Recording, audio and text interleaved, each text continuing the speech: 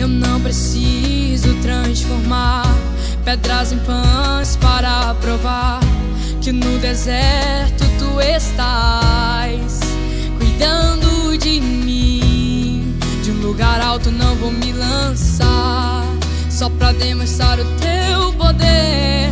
Eu não preciso ver fenômenos pra crer em ti. Não troco nossa comunhão pelo prazer de conquistar palácios, riquezas. Como um deserto isso vai passar, por isso resistindo estou. E quando a minha força se esgotar, o teu anjo vai me alimentar.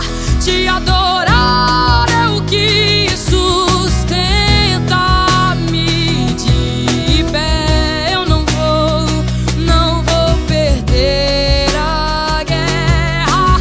Te louvar em meio às tentações é mais que estratégia. Posso não ver o amanhã, mas hoje sei que esse deserto vai chegar ao fim. O Senhor está cuidando de mim. Eu não preciso transformar pedras em pães para provar que no deserto tu estás cuidando de mim.